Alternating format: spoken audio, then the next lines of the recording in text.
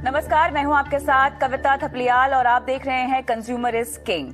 आज हम एक खास मुद्दे पर बात करने वाले हैं। कंज्यूमर अफेयर मिनिस्ट्री की ओर से कंज्यूमर प्रोटेक्शन एक्ट के तहत डायरेक्ट सेलिंग से जुड़े नियमों की अधिसूचना जो है वो जारी कर दी गई है। नए नियम डायरेक्ट सेलिंग से जुड़ी कंपनियों और ई कॉमर्स प्लेटफॉर्म का इस्तेमाल करने वाले डायरेक्ट सेलर्स पर भी लागू होंगे। इस विषय पर एक्सपर्ट्स के साथ हम विस्तार से बात करेंगे, लेकिन आखिर ये पूरा मामला क्या है, देखिए इस रिपोर्ट में। ग्राहकों के हितों को ध्यान में रखते हुए सरकार की ओर से कंज्यूमर प्रोटेक्शन एक्ट के तहत डायरेक्ट सेलिंग से जुड़े नियमों की अधिसूचना जारी कर दी गई है। नए नियमों के मुताबिक राज्यों को डायरेक्ट सेलिंग से जुड़ी कंपनियों की मॉनिटरिंग के लिए मैकेनिज्म बनाना होगा। इसके साथ ही डायरेक्ट सेलर के प्रोडक्ट्स या सर्विस से अगर ग्राहक को शिकायत होती है तो जिम्मेदारी डायरेक्ट सेलिंग कंपनियों को भी लेनी होगी। ग्राहकों की समस्या के निपटारे के लिए ग्रीवेंस रिड्रेसल ऑफिसर की नियुक्ति की जाएगी। वही ग्राहकों को प्रोडक्ट या सर्विस की शिकायत ऑफलाइन और ऑनलाइन दोनों माध्यमों से करनी होगी। ग्राहक की शिकायत के बाद जिम्मेदार विभाग को 48 घंटे के भीतर कार्रवाई करनी होगी और 1 महीने के भीतर पूर्ण रूप से शिकायत का निपटारा करना होगा। वही अगर 1 महीने में भी शिकायत का निपटारा नहीं होता है तो ग्राहक को लिखित में इसकी शिकायत दर्ज करानी होगी। लगातार मिलती शिकायतों के बाद सरकार की ओर से इन नियमों का पालन करने के लिए 90 दिनों का समय दिया गया है। नए नियम डायरेक्ट सेलिंग से जुड़ी कंपनियों और ई कॉमर्स प्लेटफॉर्म का इस्तेमाल करने वाले डायरेक्ट सेलर्स पर भी लागू होंगे। ईटी नाउ स्वदेश। चलिए, तो यहाँ पर आपने ये पूरा मामला सुना, लेकिन इसको लेकर हमारे कई सारे सवाल हैं जिन पर हम विस्तार से इस पूरी पेशकश में बात करेंगे। मुख्य सवाल क्या है आपको बताते हैं। ग्राहकों के हितों को ध्यान में रखते हुए सरकार ने जो ये फैसला लिया है, इसके तहत डायरेक्ट सेलिंग से जुड़े नियमों की अधिसूचना जो जारी की गई है, क्या इनके जो नए नियम है इनकी इसके तहत जो ट्रैकिंग की जाएगी, क्या उसके इम्प्लीमेंटेशन पर किसी भी तरह की निगरानी यहाँ पर रखी जाएगी सरकार की तरफ से। इसके अलावा डायरेक्ट सेलिंग जो कंपनियां हैं, इनकी शिकायतों के निपटारे से इन कंपनियों के बिजनेस को आगे बढ़ाने में कितना प्रोत्साहन मिलेगा, और साथ ही जिस तरह से हम डायरेक्ट सेलिंग के व्यापार को बढ़ता हुआ देख रहे हैं, इसके साथ ही कई सारे धोखाधड़ी के मुद्दे भी इसको लेकर सामने आ रहे हैं, उनसे कैसे निपटा जाएगा। इन तमाम मुद्दों पर आज हम विस्तार से बात करेंगे और हमारे साथ खास मेहमान भी जुड़े हुए हैं। कंज्यूमर वॉइस के मैनेजिंग एडिटर श्रीराम खन्ना है और साथ ही बिजनेस काउंसलर और direct selling expert Sonu Sharma, ये दोनों हमारे साथ जुड़े हुए हैं। आप दोनों का ही आप इन नियमों का स्वागत करते हैं। लेकिन सोनू शर्मा जी, अगर आप मुझे सुन सकते हैं, दर्शकों को हम बताना चाहते हैं विस्तार से कि ये नए नियम क्या है और किस तरह से एक्सेप्टेंस डायरेक्ट सेलिंग को लेकर इन अधिसूचना के बावजूद आप बढ़ती हुई देख रहे हैं। मुझे आपका आवाज आ रहा है मैम?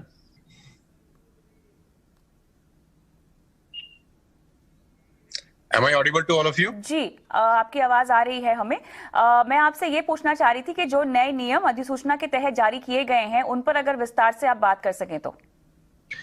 ऑलरेडी ये पेंडिंग है, बहुत सालों से we all are waiting for that, और बहुत खुशी है मुझे आज, और ये सितंबर में भी इसका नोटिफिकेशन आया था और हम ड्यू था इसको, ये 1-2 महीने में आएगा ही आएगा।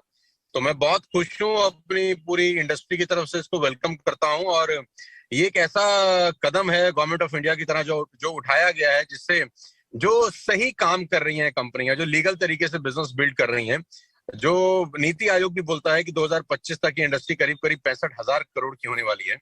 तो ये बहुत अच्छा कदम है। We all welcome this great step by government of India. और ये ऑलरेडी बहुत पेंडिंग था बहुत सारे सालों से, और ये नहीं होने की वजह से जो अच्छा व्यक्ति है, जो अच्छे तरीके से बिजनेस कर रहा है, जो अच्छी कंपनियां अच्छे तरीके से बिजनेस कर रही हैं, उनको भी बुरे लोगों के साथ ही एक ही टेबल पर रखकर एक आम आदमी देख रहा था।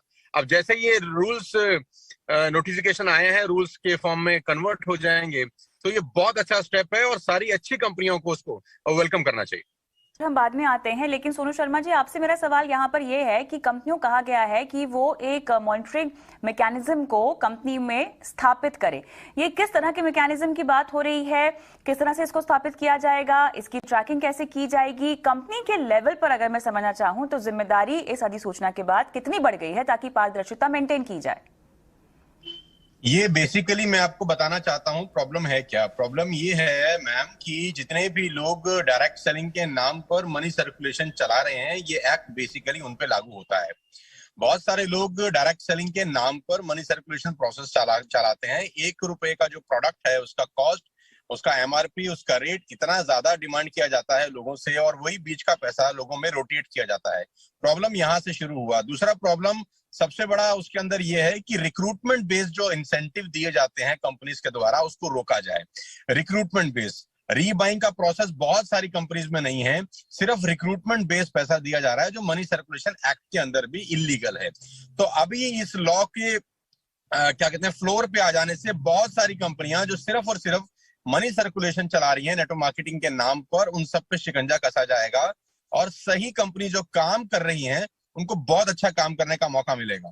अभी मैं इसमें एक बात और ऐड कर देना चाहता हूं कि जितनी भी कंपनीज पिछले 4 से 5 साल के अंदर रजिस्टर्ड हुई हैं उसमें बहुत सारी कंपनी ऐसी हैं जो सिर्फ और सिर्फ मनी सर्कुलेशन कर रही हैं डायरेक्ट सेलिंग के नाम पर, और इसकी वजह से कस्टमर का बेहद नुकसान हो रहा है और एक कस्टमर को भ्रम की स्थिति बनी रहती है कि इतना पाक साफ बिजनेस, इतना शानदार बिजनेस को वो एक शक की नजर से देखने आता है, क्योंकि 10 अच्छी कंपनी रहती हैं और उसमें से एक बेईमान निकल जाती है तो बाकी सब लोग 9 को भी बेकार तरीके से देखना शुरू कर देते हैं। तो ये बहुत स्वागत योग्य एफर्ट है और इसका, जैसा कि सर बता रहे थे, कि इसका इंतजार बहुत बहुत सारे सालों से था और we are very thankful to the government of India कि ये फ्लोर पर आ गया है फंड। तो सोनू शर्मा जी, ये जो बिजनेस है ये कितना बड़ा है? और आपने यहाँ पे जिक्र किया पिरामिड और मनी सर्कुलेशन स्कीम्स का, जो कि डायरेक्ट सेलिंग कंपनीज कुछ चला भी रही थी। अब इस अधिसूचना के बाद इस तरह की चीजों पर, इन तरह के मामलों पर किस हद तक रोक लगेगी? इंडस्ट्री के विस्तार को लेकर ये कितना बड़ा कदम है? अभी फिलहाल अगर हम देखें तो मार्केट कैप के लिहाज से इन कंपनीज का कितना प्रपोर्शन है और कितनी जरूरत थी इस तरह की अधिसूचना की, ताकि ग्राहकों को यह समझ में आए कि उनकी हितों का ख्याल रखने के लिए कोई ना कोई है, एक बॉडी है जो जिम्मेदारी लेती है और आप अपनी शिकायत भी उन तक पहुंचा सकते हैं।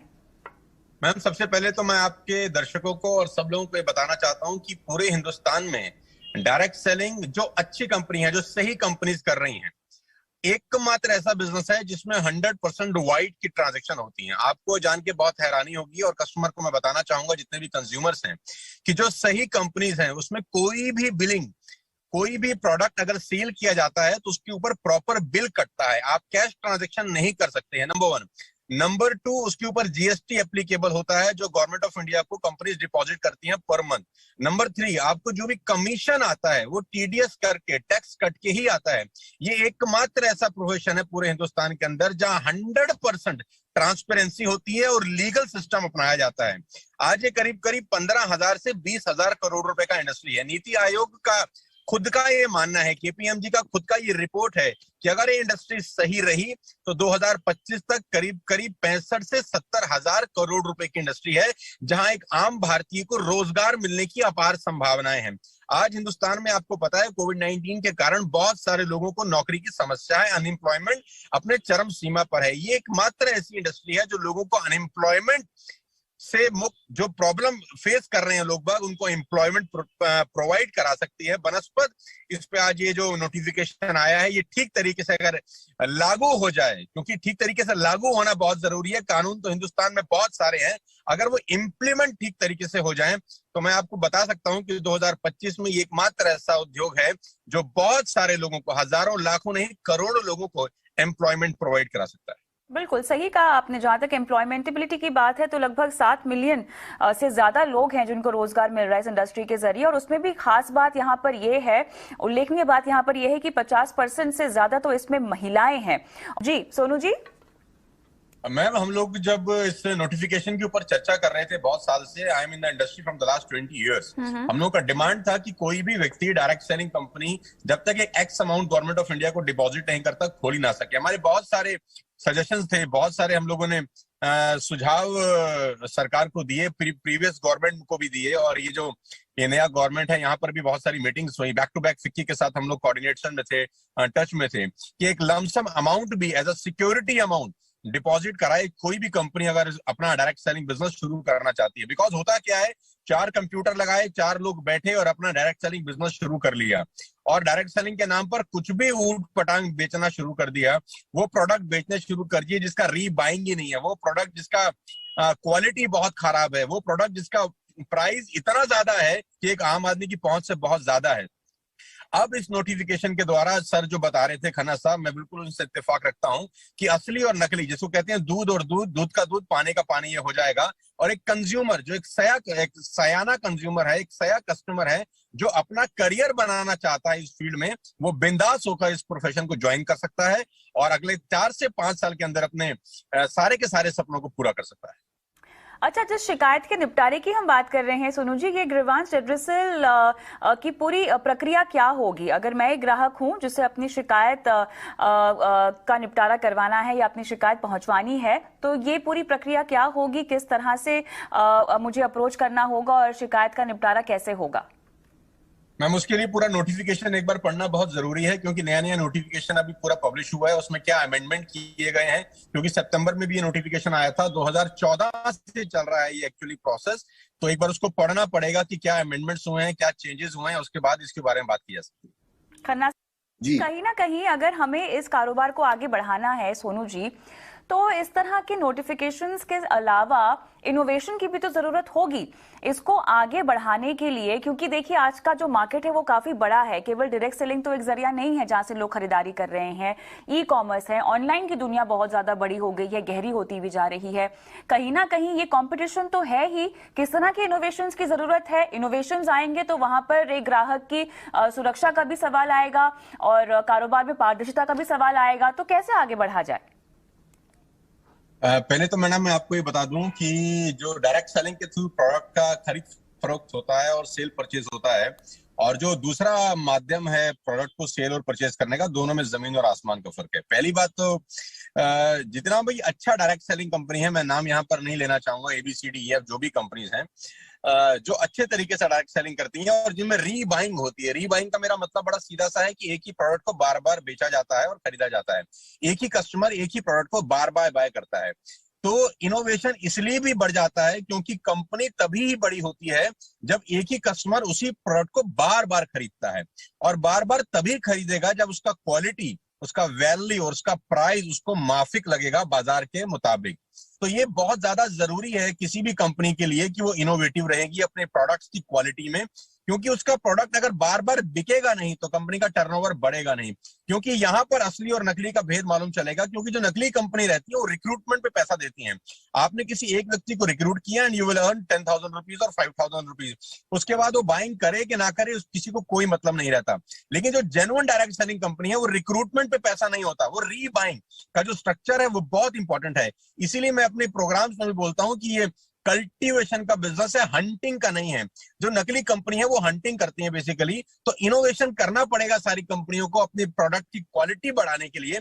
प्राइसिंग एक बहुत बड़ा इंपॉर्टेंट रोल प्ले करता है, क्योंकि ई कॉमर्स के ऊपर आपको पता है कि टफ कंपटीशन है। तो सारी कंपनीज को अपने प्राइस के ऊपर बहुत काम करना पड़ेगा। क्वालिटी नो डाउट वैसी रखनी पड़ेगी कि एक ही कस्टमर वही प्रोडक्ट को बार बार बाय करे।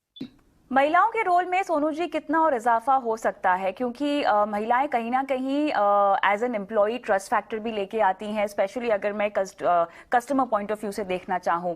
अब जिस तरह से हम महामारी से भी गुजरे हैं, आगे चलते हुए क्या आपको लगता है कि जो प्रपोर्शन हम विमेन का देख रहे हैं इस पूरे सेक्टर में, इसमें इजाफा होगा या इस पर भी खास फोकस देना चाहिए कंपनियों को?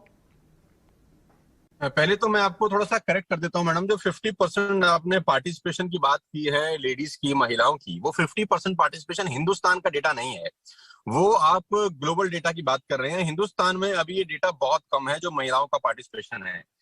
अब चूंकि इस नोटिफिकेशन के बाद, इस प्रोटोकॉल के बाद, इस रूल्स रेगुलेशन के बाद, इस लॉ के बाद मेरे को 100% ये श्योरिटी है कि महिलाओं की भागीदारी बढ़ेगी। क्योंकि जो 50% का डेटा आप बता रहे हैं वो ग्लोबल डेटा है, हिंदुस्तान के हिसाब से ये 50-50 का रेशियो अभी नहीं है।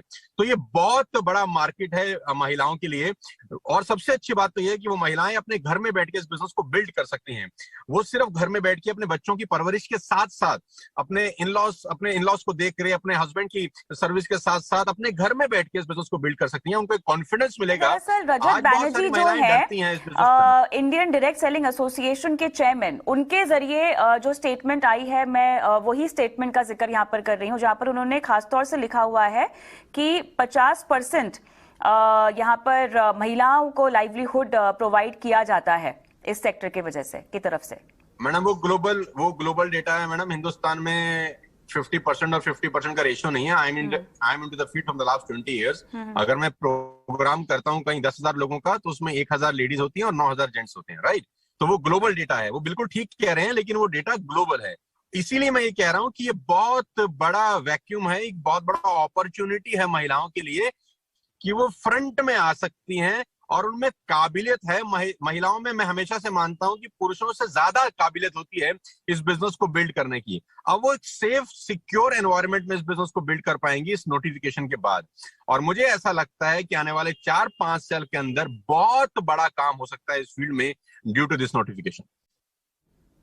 चलिए, तो मेरे ख्याल से यहाँ पर एक बार फिर से ग्राहकों की सुध आई है, जिसके चलते हमने ये अधिसूचना और ये नियम जारी होते हुए देखा है। एक बार फिर से डायरेक्ट सेलिंग जो एक सेक्टर है, लगातार सवालों के सर्कल में घिरा रहता है इन टर्म्स ऑफ पारदर्शिता, और जिस भी तरह कि यहाँ पर मनी मेकिंग प्रैक्टिसेस हमने होती हुई देखी हैं पिछले दिनों, इसको लेकर कवायद एक बार फिर से शुरू होती हुई दिखाई दे रही है। उम्मीद करते हैं कि ये सेक्टर आगे बढ़ते हुए कॉम्पिटिशन को फेस करने में कामयाब रहे। बहुत बहुत शुक्रिया आप दोनों का इस खास पेशकश में शामिल होने के लिए। कंज्यूमर किंग में आज के लिए इतना ही। मुझे भी इजाजत दें। नमस्कार।